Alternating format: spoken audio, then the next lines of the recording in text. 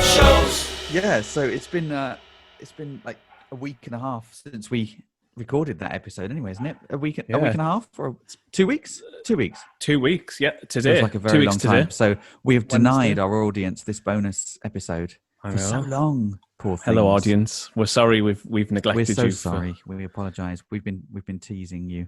It's that thing though, isn't it? I think most of our contestants have said, even though we're in lockdown, everyone's busier than they've ever been. Yeah. And even for us to sit down and talk for 10 minutes, it's actually hard to pin that down, isn't it, sometimes? Yes. It took you emigrating up north. I've come up north. Do I sound any more northern? Now I've been around could you sound any more northern? Now that I'm around my people. Your people, yeah. You're back where you belong. Yeah. With your people. Yeah, no, you sound just as northern as you ever did, which is lovely. That's good. It's nice to finally sit down and be able to record a little bonus for what was, if I'm right, and just trying to remember what shows we had. It was and Juliet and Waitress. Yeah, fantastic. What did you think? It was a fun episode, that wasn't it? It was the testosterone fueled episode. Wasn't it was very male heavy, wasn't it? Very. I was strong. thinking. I had it in my head that we'd done an all-female episode because we'd had all-female teams. We'd had the ladies from Six, and we had a couple. I think we've had a couple of all-female teams, but we need to balance the force. Yeah, we need to have a female-only episode by having a female-only episode. But it's just tracking these people down and getting them to commit to this highly successful, to this career-changing podcast moment. Yeah, exactly. I mean, what they don't. Well, I was thinking Johnny Depp's in town, but he has done the odd musical in his time. We should maybe. I think he's a bit preoccupied at the moment, though. I don't think he'd want he's a got frivolous things on his mind. No, and you don't want to upset him. No, we don't want to get the that might of his legal team coming at you. No, so he's a game, because actually when I was editing the bonus episode together, which the listener's going to hear shortly, there's mention of my mum, Mrs. Stoddart, appears. Mrs. Stoddart, yes. And she appears I think I edited her. I think I actually accidentally, well, not accidentally, but we were so pushed for time with the main episode that all you got rid of her. The references to Mrs. Stoddart. Yeah, but there's still there's one little reference in the bonus, but I'm sat in the spare room in the computer room here at her house, and on the wall there's some show posters. I wanted to see if you could guess what's up there. Okay. Well, it's quite obvious, but okay. So there's Evita from the West End. Yes, it's there. Yeah, it's there. Good. And UK national tour of Joseph and the Amazing Technicolor Dreamcoat, starring Chris Stoddart as Dan. How's Dan? Dan. What else would there be? Oh, Jersey Boys. And then that's it. Yeah. They're up there. Pride of place on the wall. Fantastic. That's nice. It's like basically it's like a shrine to me. It's in the spare room where no one ever goes. So the company doesn't go into the. That's true. It's a bit weird. I'm sat here just looking at pictures of me on the wall. Is that a bit vain? Is that a bit? No, it's nice. That's what you do at home. I just look into a mirror. Yeah, it's what you do at home in London. I've seen you put pictures of yourself all over the walls. The Chris wall, yeah. You're not supposed to have a shrine to yourself in your house. No, I know, it's a bit weird. No, it's nice that your mother is very proud of you, and I hope she enjoys the podcast. Yeah, she loves it. She likes it every week, and she always texts me telling me how many she got right, how many she got wrong. That's good. Yeah, that's good. So. I think my mother's listened to one or two. I'm not sure. She always says, "I say, have you listened?" And she's like. And she says to her, "Well, I haven't found it yet. I haven't found that one yet." Yeah, it's pretty hard to find if you know. Yeah, well, that's been my plan coming up north, to make sure that everyone, like all my family and friends who I see up here, have subscribed it on Apple Podcasts. Absolutely. And I'm going to make sure they've all subscribed and make them write a nice review. Yes. I mean, that's what I hope really, is that in a way, obviously we've been doing, this is the 5th one, isn't it? But hopefully people can continue to discover it online and enjoy it for many, many years to come. And I mean, obviously we'll go on and make more, I hope. But I think we've decided, haven't we, that episode 6 is going to be the end of season 1. I think we need to keep wanting more. Yeah. Quit while we're ahead. We're ahead. But we've got some really good ideas for future episodes, and maybe some bonus episodes, yeah. And I think, like you said, it's getting, as things get back up and running. I mean, lockdown was the perfect time to do it in a way, and as people are starting to get, I know the theatres aren't back up and running, but people are getting busier and busier, and we're getting busier and busier. But as we get into the summer and people are maybe starting to venture out a little bit more, perhaps it's more difficult to pin people down. I also think it's, it'd be good to be able to tweak the format a little bit now that we've done 5 or 6 episodes. Well, yeah, and I think we mentioned that, didn't we, right at the beginning, that we've got loads of other formats for like rounds and things, haven't we? So it'd be nice to introduce some new. I think we originally came up with about maybe 10 or 12 rounds or something like that as to what could be, and we've just kind of stuck with the ones that worked well. Yeah, kind of on Zoom, or it felt like they worked well. And I think now, if they could see what my image now, this potentially is around. We always said that this could potentially be around. Name that tune. Oh yeah, go on. I don't know if you can hear it. Can you hear? I can now. Yeah. You did sing a little song to me earlier when I was setting up my headphones, and it was very beautiful. Well, it was in homage to our episode. This episode. It's not simple to say most days. Bit of Waitress, but we could. Beautiful. That was a thing, wasn't? All right, then. What's this? Oh, that's wicked. That is wicked. Yeah. All right. What about Defying Gravity? Yeah. Oh, that's On Me Todd. Yeah. On Me Todd. Oh, and this is putting me on the spot. Trying to think of songs now. What about this? Oh, don't know. You know that one? I started to watch Love Never Dies the other day on telly. Oh yeah, and I watched like the first couple of minutes, and then I thought, it made me want to go off and write instead. So I went off to work on something else. But have you seen Love Never Dies? I've never seen it. I only really know it because the students at college maybe sing some songs from it and stuff, and that's actually my daughter said it's really good. I do want to watch it. It's partly watching it on screen that just doesn't agree with me. If I was sat in a theatre, I would be rapt from the first moment. There's something about the detachment of watching a musical on screen that has never worked for me. That's kind of, I think, partly why I find this whole situation with theatres closed like so frustrating. And even though you say, but you can still see things on screen, or I read something the other day that said, it's so exciting, like 8 big shows at the moment are about to be made into movies, like In the Height, Wicked, I think, and I cannot get excited about any of them. I mean, obviously Cats was amazing. Well, obviously Cats for itself, didn't it? The exception, because that's the one that really, really worked. I mean, I think there's the two. I totally get. I know you're quite strong about this, because I think we've spoke about it before, but I agree. You're never going to get that live feeling and that different atmosphere, but equally, I think there's an element of bringing it to the masses, which is good. But I think you're never going to get the film to be ever as good as the live performance. But talking about films, our guests that we had from And Juliet and Waitress, there's no film version. This is a really bad link, by the way, but I'm going with it. There's no film versions of their shows. And obviously Waitress is closed, so you're not going to be able to see that. But And Juliet is there on the stage, ready to go when they're allowed. Yes.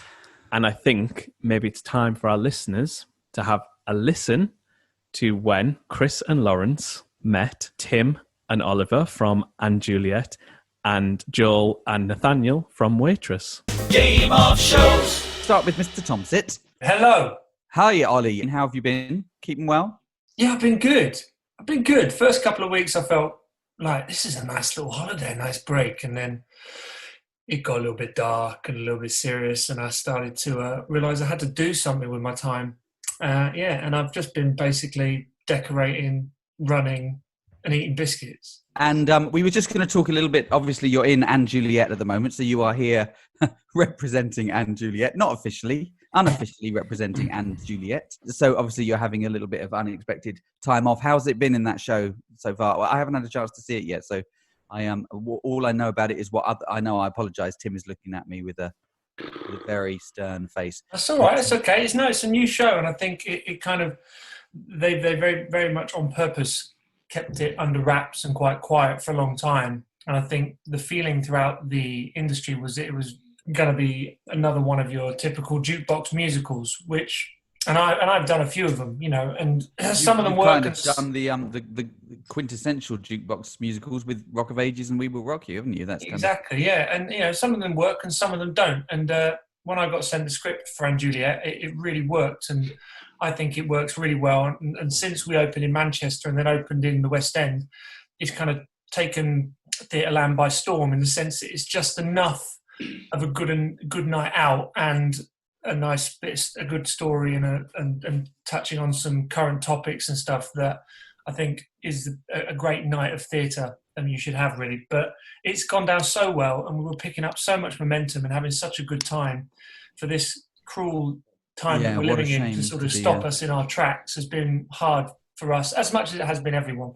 But I think it's, amongst the cast, it's really nice for us to all be messaging each other sort of in where we were sort of left in a place where we were still loving the show and all really want to get back to it and get in front of audiences again, which I've no doubt we will. Hopefully sooner rather than later. Have you been doing much singing, or since you've been at home, or are you just resting the pipes? No, after the first couple of weeks of break, I started singing again. I was like, I'm sounding cute. It was really I was like, everybody should have like a 5-week break. I was like, it's coming out clear. And so then I started singing other stuff, and then I was like, I've got no one to sing for. And my kids and my wife were probably getting a bit bored of me singing. So I've stopped, to be honest. I've stopped at the moment, but I need to approach it again and start to pick up stamina and fitness, because doing an 8-show week, in any show is tough. So we don't want it to creep up on us. And so if they said to us now, if they were like, guys, good news, we're going back next week, we'd be like, can I have a couple of weeks? But it's, of course, we want to get back as soon as possible. But I'm going to be honest, it's hard to keep the discipline in all the different areas of life that you want to do in this lockdown time. And I think I'm going through phases of looking after my fitness, then looking after my kids, and looking after my wife, and then looking after the doors that need painting. What about yourself, Ollie? Look after yourself. I know, but the voice I think is sounding good. But to be honest, if I went back tomorrow, I would sound amazing tomorrow, and then by show 4, I wouldn't be able to sing. Yeah, and in terms of going back, have they said anything like, do you think you'll be in rehearsals for a little bit, or do you think you'll be straight back into the show, 8 shows a week? I think like most shows we have, there's been, well, I mean, I can only speak from our point, our angle really. We've had lots of optimism from our producers, and they've been brilliant, and they've communicated amazing with us, because it's as hard for them as it is for us. Everyone's just like, hanging on the government's word. And, we're not getting a lot of help, but I don't really blame them, because theatre is obviously going to be the last thing that returns. So it's probably going to be the last thing on the agenda. It's just very hard for us to watch all the other industries go back when it's not just a job for us. It's our passion, our hobby as well. Definitely. So it's hard not to be emotional about it. Mm-hmm. But we don't know when we're coming back exactly, but I think we've turned a corner in the past week or so, and the support seems to be ramping up, and I've got a good feeling that we'll be back before the end of the year. Fingers crossed. I'm crossing my fingers. Yeah, definitely. I just remembered it's radio, so no one can see it. Yeah, we're all crossing our fingers. We're all doing it. We're all crossing. Definitely. Ollie, just quickly, we're just talking about, you were saying about it being hard and being, tough to get back into there. With all the shows you've done, the big rock shows and stuff, is there one that was particularly tougher than others, or are they all, I'm just kind of thinking about the like We Will Rock You and Rock of Ages, or back to Wicked. What's been the kind of the toughest one on your stamina and your ability to kind of keep singing that 8 shows a week? I think when you're younger, you're sort of a bit more bulletproof. What are you now? 55, 56, 50, about 57? Yeah. It feels it. But no, when I was younger, I felt a bit bulletproof. But to be honest, that was the time when I was playing sort of slightly easier roles, like Fiyero and Wicked. And then when I sort of hit Rock of Ages and my sort of rock era, if you like, which I'd never been considered for in the first 10 years of my career. No one saw me as a rock. Well, I remember, I've known you for 20 years. I remember teaching you like singing rep at Arts Ed in 2001 or something crazy. When did you graduate from Arts Ed? Yeah, you weren't doing rock stuff. You were doing real juvenile leading man stuff like Marius and that sort of thing. Did you ever play Marius? Did you ever do that? No. Do you know, I've only ever had one audition for Les Mis in my entire career. So how did you find yourself in rock shows then? Just from, I think from being a tenor, and also growing up listening to a lot of Queen music and a lot of 80s power ballads, a lot of VH1. I loved it. And Stevie Wonder was a massive influence on my singing and stuff. I just used to listen to his music and used to love how he'd sing in that sort of high mix the whole time. And as much as, I never could come close, it was always actually something that instilled a really good solid technique in the sort of higher register of my voice. So then when I got to see singing teachers and specialists who'd help me with the raspier, rockier side of it, you sort of had a nice foundation already up in the rafters. So singing Rock of Ages was tough. I was just coming out of my bulletproof stage where I still felt young and I could sing crazy stuff all the time. I remember the first sort of 6 months feeling like, this is good, I'm feeling all right. And then that fatigue starts to kick in and you suddenly got 7 shows, then you've got 6 shows, and then you're down to 5, and then you're forced to take a couple of weeks off. And then you come back and you have to build up the stamina again. And then I managed to get the end of that contract and then was kind of semi-poached for We Will Rock You because Brian May had come to see Rock of Ages. And prior to that, I'd auditioned for We Will Rock You 5 times. And every time they'd be like, nah, you're not quite right. And obviously I was taller than what your average Galileo would have been. And they'd always said to me, oh, you're too tall, or you're not quite ready for it. Like, I kind of believed them, I wasn't ready for it.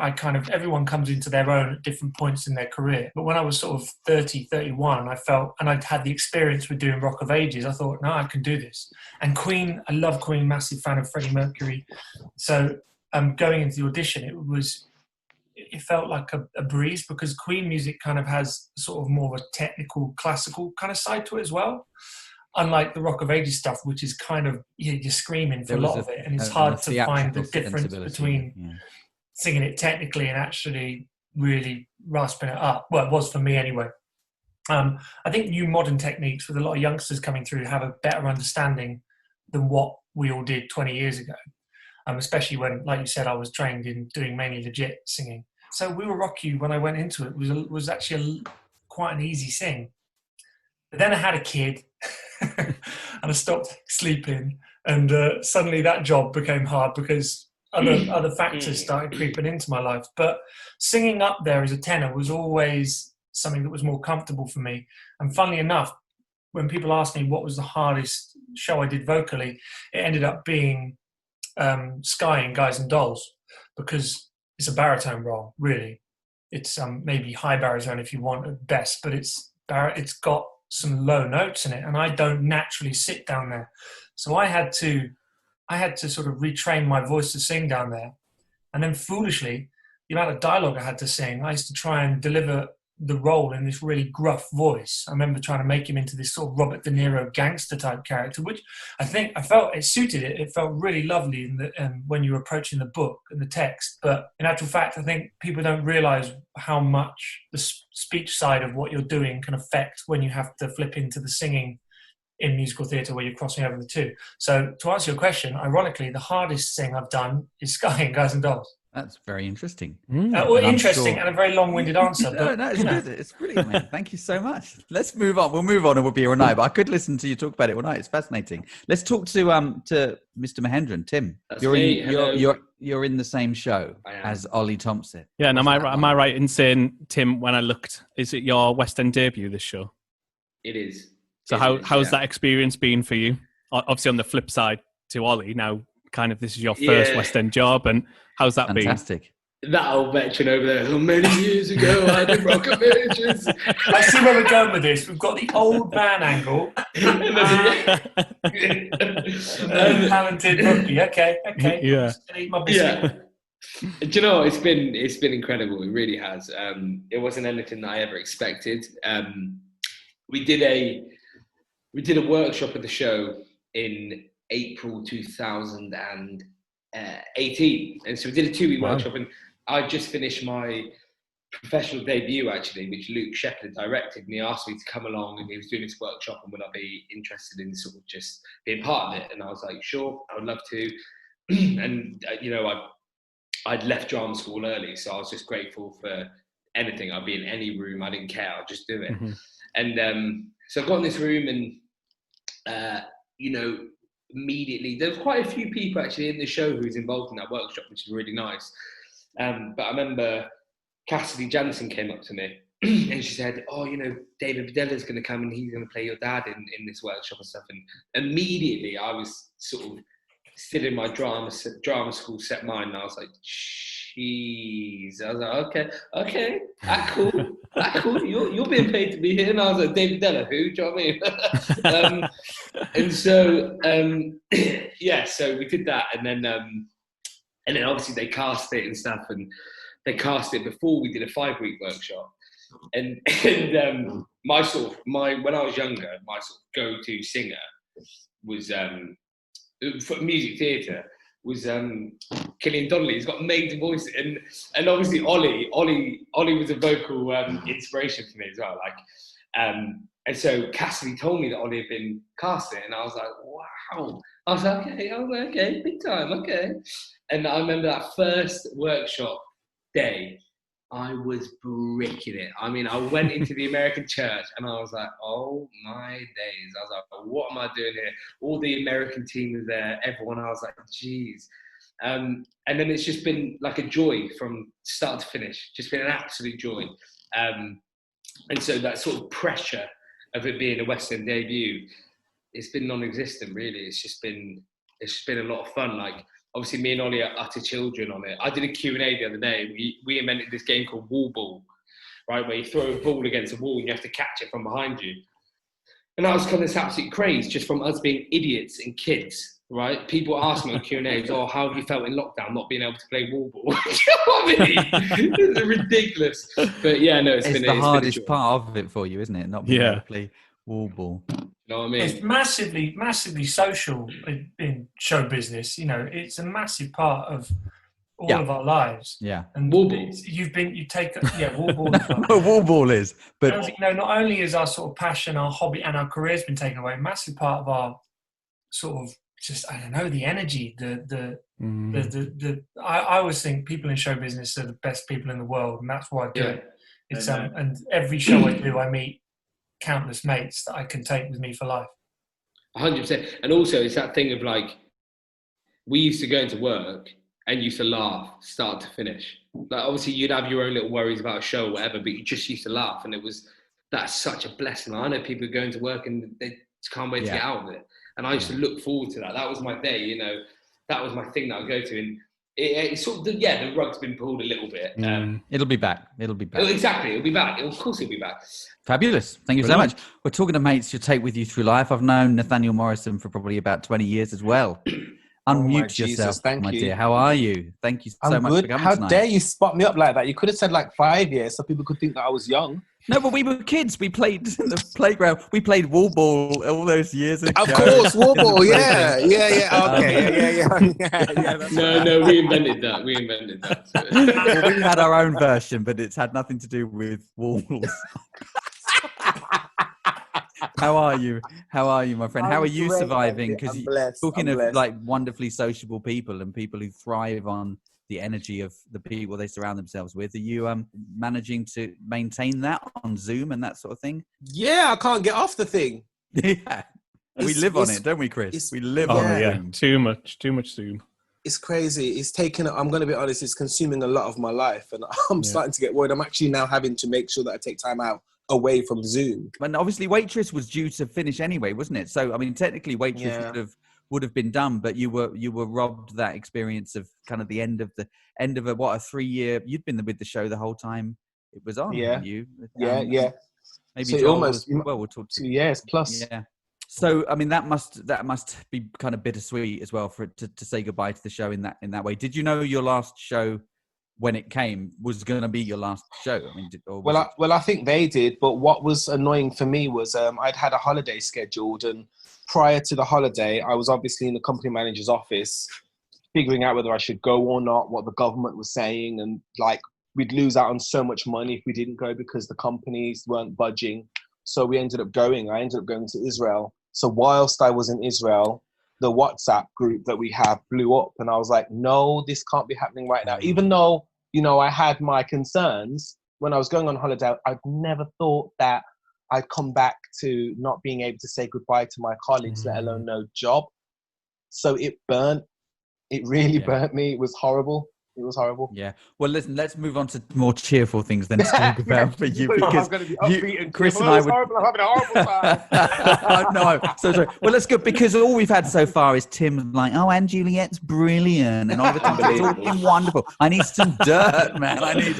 We need gossip for this, so we can tweet about it or something. Come to the right place, then really, I can give you all the exactly. gossip. So I've got gossip on you, Nathaniel. I'm sure you have, but you keep that to yourself, yeah? That was however many years ago. Yeah, you were Jersey Boys together, right? You were. We did. Up London. We did. Yeah, Jersey in Boys. London. But you just keep going from job to job, really, Nathaniel, don't you? So what's in the pipeline? I'm blessed. Getting out of Corona alive is in the pipeline right now. Yeah. Amen. I don't know now, obviously, because the whole industry is a little bit upside down, and everything's gone to self tapes, and everything is more online based, and we're still trying to fight our corner. And as you said, Laurence, it's definitely going to come back. I believe that. And I'm optimistic that we're going to fight to get our industry back to where it was. I was just getting in touch with the creative team of a show I did a couple of years ago, and writing to everyone, and we're working on producing a new production of it. And I've never felt such gratitude kind of come back at me from sending out emails saying this, we're talking about the future and talking about actually creating work and doing something. The actual idea of talking about the future and being positive, and that is so kind of essential, I think, for everyone at the moment, to be able to think about the future. And we've been working on a few ideas and just saying, listen, we cannot be pessimistic. We have to be optimistic and plan for the future. And that's what I've been advocating, actually. Sorry to cut you, but that's exactly what I'm excited when I hear you talk about optimism at this point, because we do need to have that. And we are creative people, so we can create. Nothing can stop us creating.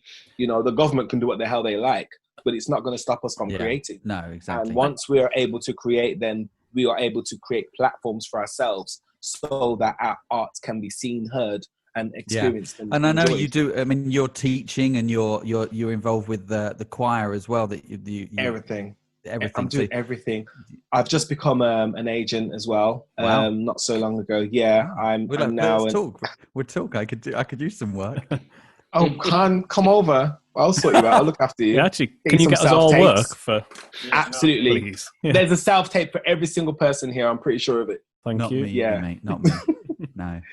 But that's been incredible, like Red Talent, working for them now as a creative consultant. Was that a plug? Did he get a plug in, Chris? He got one. Of course I did. Got one plug. Listen, this is a musical theater platform. Do it. Plugs galore. Listen, all of you, plug anything you can, because we've got 8 or 9 listeners now. So, Great. Well, when I start. Thanks, Mom. Well, Mrs. Stoddart. Thanks, I love Mom. you, Mrs. Stoddart. Yes. I've been incredibly busy with the West End Gospel Choir, with Red Talent Management, with West End MT, which I'm a patron for, and just still trying to be an actor as well as all of that. So I've been really, really busy, and I think that's kept me sane. I'm sure, like Ollie, your kids and your wife and painting your yard has kept you sane and has kept you going. I think we all find things that keep us going, and every now and then I surprise myself by doing a home workout. Mash up the flooring, ruin the flooring because I'm an elephant at this point, but I'm still trying to do my thing, because I think if the industry opens back up suddenly, I don't want to be the fat guy. I'm not being rude, I just don't want to be. And I can quite easily be living on Caribbean cuisine. You can quite easily become the fat guy, very easily. Okay? So you got to keep yourself trim, look after yourself. I'm taking my vitamins and I'm doing my home workouts as much as I can. Lovely. Thank you, Nathaniel. That was really insightful. So much, Thank you. My pleasure. Thank you, man. Thank you. Joel, you've been so patient listening to everyone. Thank you for that. Right, actually, Joel's just come back. Where have you been, man? I mean, in fairness, that was like it was in Waitress. I used to sit in my dressing room for an hour, so it was kind of the same, just not waiting. Well, I realised I saw you in Waitress, and I think I saw you in Falsettos as well. But thank you for joining us today. So you've been in. Were you in the whole run of Waitress as well? I joined. I think I was a bit of an afterthought, actually. Basically, I think they had someone planned to go in, and that something happened, and they were like, this dude will do. So well, thank God we got you, babe, because honestly, this dude will do. You do did yourself not light up the whole place. Seriously, what a blessing, what a gift to have in a cast. And I'm not just saying it because you're here. I'd say it behind your back too. So you've also said a lot of things behind my back now. You know what well. So Joel, what were you doing before Waitress came along? Have you, because we were talking about Tim doing his West End debut and Oh, well, I mean, like, let's be honest. Tim's like a younger, better version than me, so I've got to watch this one because he's going to be after the jobs. Do you know what I mean? I'm like, Ooh. You know what I mean? He's straight after. I'm like, oh, when I see him at an audition, I'm like, oh god, here we go, the young guy. But man, I must admit, I've seen the show. He's still got it, mate. Ollie and Tim and Juliet, they're both amazing, and I've known Nate for a long time, actually. But me and Ollie weirdly met in a bar in New York, and that was when I was kind of a little bit like you, Tim, sort of, oh my god, a living legend. Ollie Tompsett from Wicked. I was like, oh my god, it's Ollie. You weren't that shy though, because Joel approached me after hardly knowing me if I could get a poster signed by the cast of, to pick up a poster that was signed by Daniel Radcliffe on Broadway. Yeah. In How to Succeed in Business. It was Sarah, wasn't it? Sarah Glebe. Yeah, and you were like, we're going to New York. Can you pick up this poster for me for my collection? I was like, okay. It's so lovely. No, babe, what was I doing before? Just working, like all of us, trying to find the next gig, trying to find the next challenge, really. I think that's one thing that we all think as actors is we always want to be challenged, no matter what it is. And I see nothing but positivity now, because I mean, how much worse can it get? It can't. So as long as we are channeling the positive energy that everyone's doing online and whatever they're all doing, we're going to come back with a vengeance. Like there's no doubt about it. These boys are killing it in Juliet. They're amazing. So anyone that listens out there, go see them. Yes. It's been great. And doing Waitress was wonderful. Falsettos was brilliant, although I was called off a plane to do it. And I was like, that's a genuine story. I was actually on a plane when they called me and they said, Matt has left the show. Can you come in? So I was like, I'm actually on a plane, so let's see if I can get off it. And they cancelled the flight. It was Thomas Cook. So what can you do? Wow. So you single-handedly brought Thomas Cook to the ground. Well, I mean, they deserved it. So Showbiz, baby. Yeah, great. That was crazy. Thank you so much, everyone. That's really, really fantastic stuff. I could listen to you all natter about it all night, but we do have a quiz to do. Game of Shows. So that was Tim Mahendran, Ollie Tompsett, Joel Montague, and Nathaniel Morrison from two amazing shows, and Juliet and Waitress. As you said, Waitress is gone, done and dusted. Its closing night would have been, I think, in April, wouldn't it? Was it as late as that? It was meant to be running till July, I think, and then I think when it locked down, they obviously made the decision. But I thought it was sad about what Nathaniel was saying about, he was on holiday, wasn't he? And Game of Shows. One other little thing, I thought, we do our for 5 points. So here's one. I'm going to test you.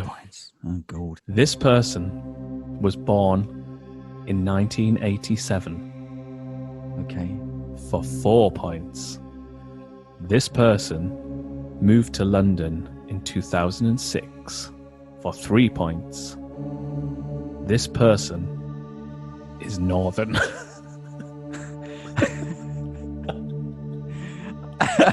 Buzz. Is it you, Chris Stoddart? It is. I was gonna say that when I thought, but 2006. I mean, like 1987. Yeah, 32. That sounds like you. But or 33 even. But moved in 2006. Yeah, that seems. Yeah, that's right. That was me. That's when I went to Mountview. I mean, that wasn't even that funny. I thought it was really funny. So, episode 6, our final episode of series 1, and spoiler. We haven't done this in a few weeks, but I'm going to give a spoiler. Okay. So, for our final episode of series 1, we can reveal that one team is going to be from Dear Evan Hansen. Woo! That's very exciting. Yeah, that's going to be a good one. I'm glad that we've pulled that off. I think we can definitely confirm the show and people TBC, but we've got some good people lined up, and then their opposing team. We've got we've reached out to a couple of different ideas. So hopefully in the next kind of couple of weeks we'll have episode 6 ready to go, and then you'll have a whole back catalogue of series 1 to binge on for months to come. Yeah, exactly, and to share with your friends and other musical theatre fans. Yeah, everyone start tweeting Elaine Page on Sunday. There's a few musical theatre fans out there who haven't found us yet. I'm just guessing. I think there's loads of musical theatre fans out there. Yeah, haven't I'm found us. gonna start sharing it with my musical theatre peeps in America because I haven't really kind of told them about it. We're gonna go global. We do have some listeners in the global. We do have some because I've been looking at the stats. They're all around the world, but share it, like it, comment on it, review it. What are the other things you can do? Definitely subscribe. Definitely subscribe. As we always say, you can find us on Apple Podcasts. You find us on Spotify. Our Instagram is at Game of Shows Quiz, and our Twitter is at shows_quiz. That's correct. We covered all bases. Thank you, mate. It's been an absolute pleasure working on episode 5 with you. Yes. And I look forward to episode 6. We'll see you episode 6. Game